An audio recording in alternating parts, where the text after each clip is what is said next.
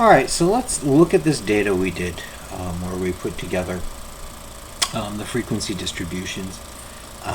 And sorry, I'm umming a lot. I'll try to watch that here. And there, I just did it again. So we had our psychological exam, or test, that had a scale of 1, 2, 3, 4, and 5. Probability was 0.16, 0.22, 0.28, 0.20, and 0.14. And what we're going to do is we're going to build our variance out of this. I'll make sure I can get my calculator here. Well, actually, let's see if I can. Boom. Here.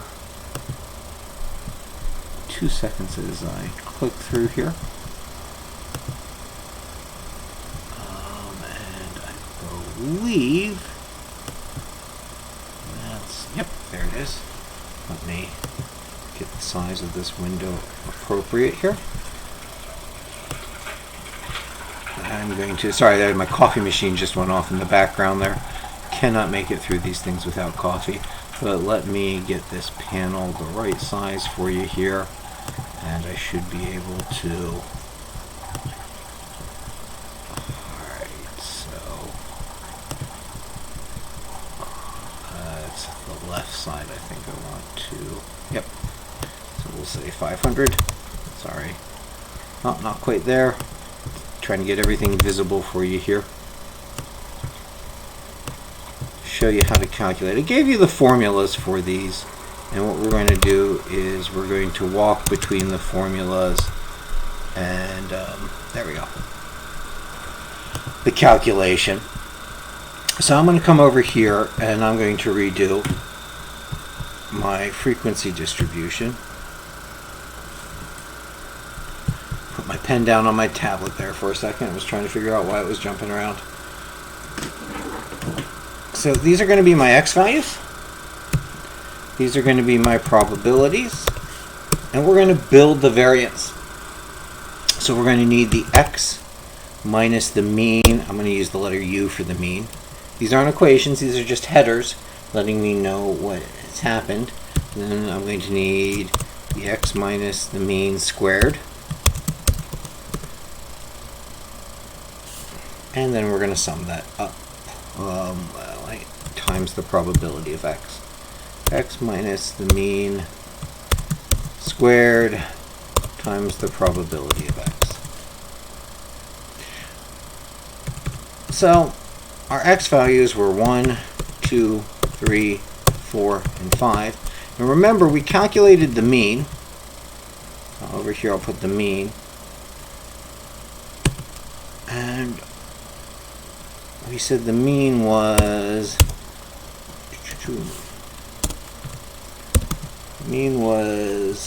let's see, it was 2.94. All right. I mean, we calculated that by adding all the frequencies times the probability. In fact, maybe at the end here we'll recalculate the mean using the spreadsheet. So this is the data I had for my probability distribution. I hope these are visible. It's coming through large on my screen here. I hope they're large enough on yours. Tried to magnify it a little bit.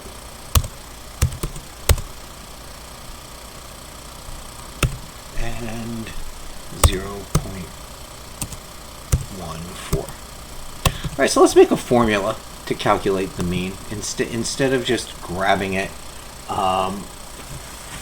from there, we will use the formula. So what I'm going to do here is I'm going to jump back and forth between these two screens here. And so the formula for the mean was the sum of x times the probability.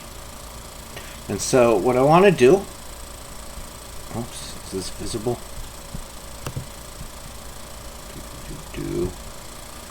Okay. The sum of x times its probability, that's the formula for the mean. And so I'm saying this is the mean. And we calculated that kind of sort of by hand. I'll do it in Excel right now.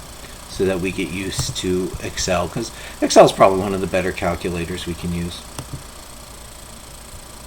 So we'll come back here, and we will turn that formula into to work for us. And so what I needed was I needed x times the probability. So I'm going to make a column that is going to be x times the probability, this cell times this cell. I will put that in here. I'll insert a column before, and we'll have x times the probability of x. And so that is equal to A2 times B2 times, not plus, times B2. And I will drag this down, and that automatically updates it. And so what did I do here? Oops, this shouldn't be 1.6. This should be 0.16. Now, how did I check that? All my probabilities have to be between 0 and 1. And so this is between 0 and 1. And the sum of my probabilities equals 1. And so my mean is going to be the sum of this column. It's going to add all of these up, because my formula was the sum of these. So I'm going to come over here, and I'm going to say equal sum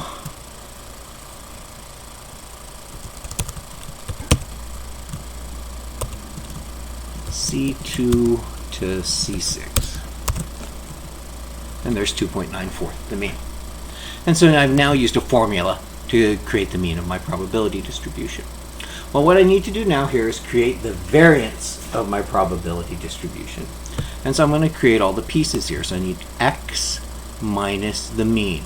So I need this cell, A2, because that's my x value. So I'm going to say equal A2 minus, well, the mean I have over here on I2, but it's anchored, so I need $I, $2. And that gives me my x minus mu, or the mean, x minus the mean. And since I didn't anchor the A2, but I anchored the mean, I can drag this down, and it creates the rest of the chart for me. What I did is this is this value minus the mean, this value minus the mean. Now, these should go negative to positive because there's no multiplying factor. And now I need x minus mu squared, or I need this, whoops, this cell d2 squared. So this is going to be equal d2 squared.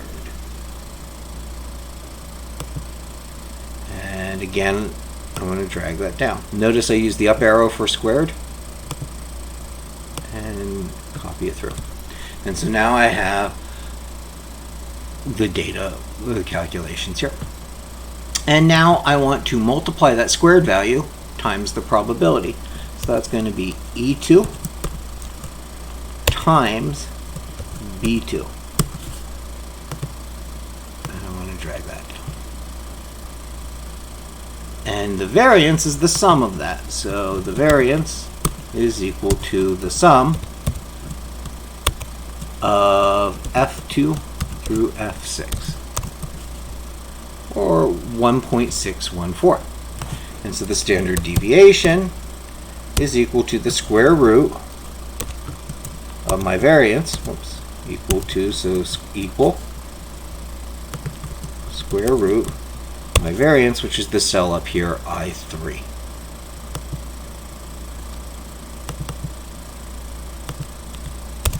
And my standard deviation is 1.27137, or 1.27 to come through. And so this lets us calculate the variance from a probability distribution. Now I want to say some things here that are very important in what we're doing. The commands I use and where I put things are not as important as what they mean.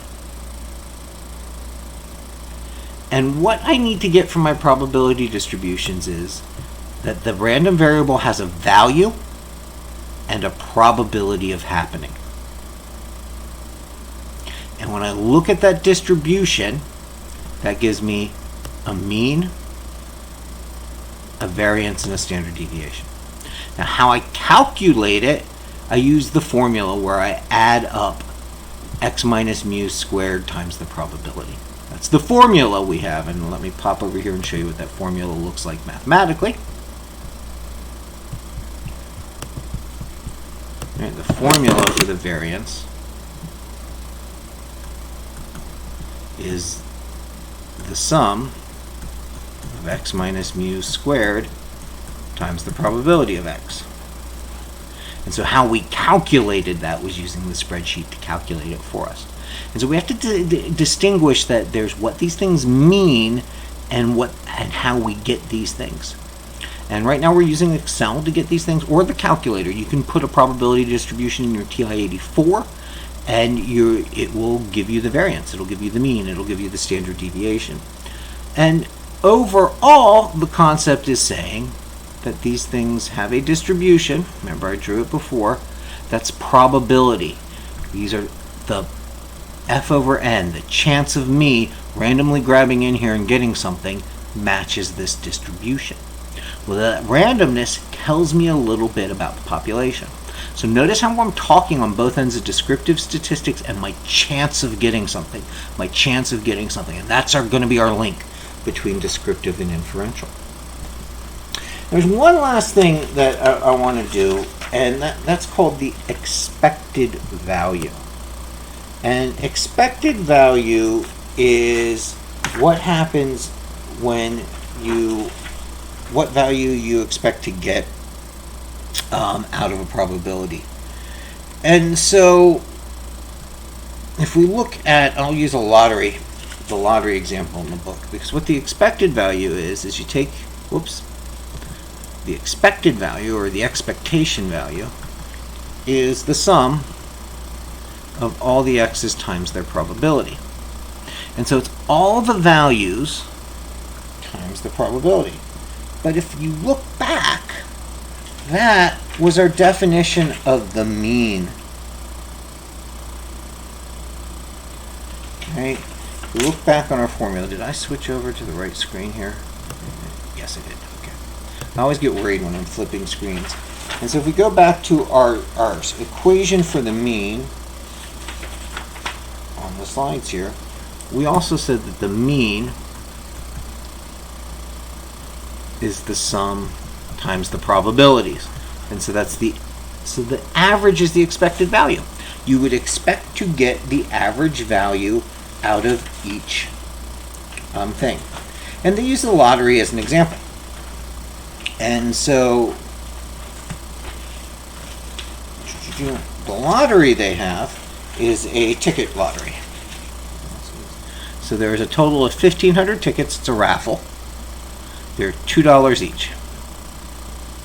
And there is a prize there are 4 prizes: $500, $250, $150, and $75.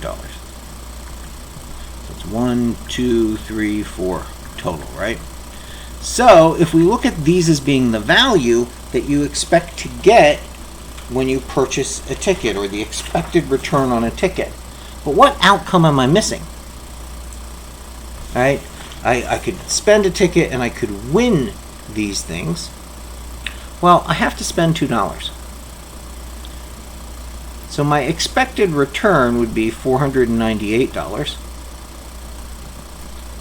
$248, $148, $73.